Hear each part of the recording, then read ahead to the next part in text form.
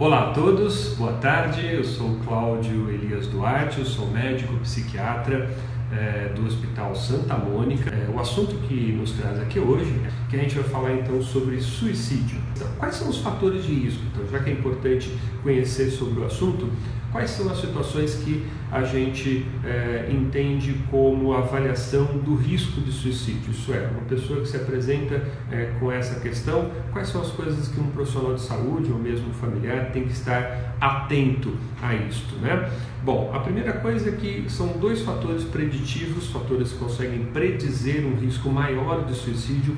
Dentre todos esses fatores, dois são muito importantes, tá? Um primeiro deles é a questão de tentativas prévias. Quem de alguma forma já fez outras tentativas tem um risco muito maior de efetivamente fazer. Então são pessoas que têm que ser acessadas. Então um fator preditivo isolado importante é tentativa prévia de suicídio. Um outro fator importante é ter algum transtorno mental, quer seja já diagnosticado, quer seja encoberto. Muitas vezes a tentativa de suicídio é a primeira chance, a primeira janela que se abre para alguém procurar uma ajuda, e por trás disso provavelmente algum transtorno mental está associado. É raro o caso em que alguém tenta um suicídio sem ter um diagnóstico psiquiátrico latente ou existente ali por trás daquela tentativa, sendo que depressão, tá? e transtorno bipolar são um dos mais comuns. Depois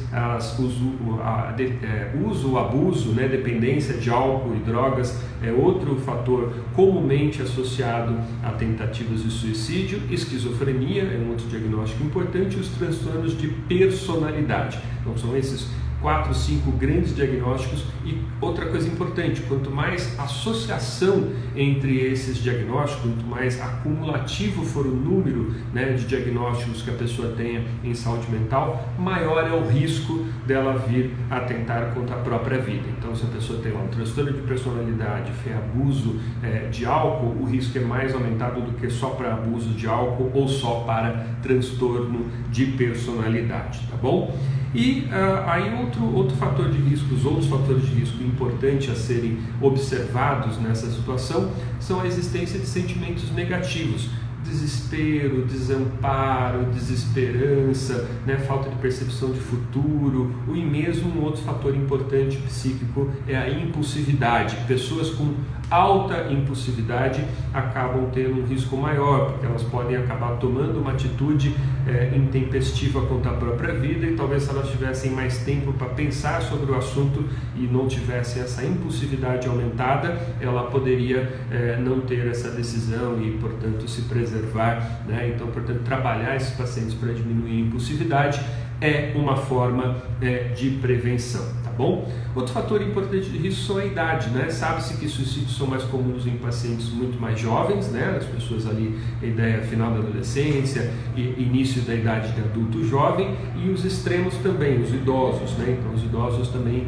acabam tendo uma incidência, uma prevalência maior do risco de suicídio. Tem uma questão de gênero, né? Mulheres, por exemplo, sabidamente tentam mais, então são mais responsáveis por um número maior de tentativas de suicídio, e os homens, embora tenham um número menor de tentativas do ponto de vista epidemiológico, têm maior efetividade. Então, ou seja, o homem, quando tenta, essa tentativa tende a ser mais agressiva, mais incisiva, mais letal do que as tentativas do gênero feminino. Outra questão de gênero importante são as dificuldades, os transtornos de identidade sexual, né? Uma coisa que pode ser muito difícil para a pessoa entender, assumir ou se lidar com essa situação da sua sexualidade, pode levar a uma situação de vergonha, de medo, de hostilização, de bullying, e isso culminar, né, ou conduzir ou induzir uma tentativa de autoeliminação, tá bom? Então, situações estigmatizantes.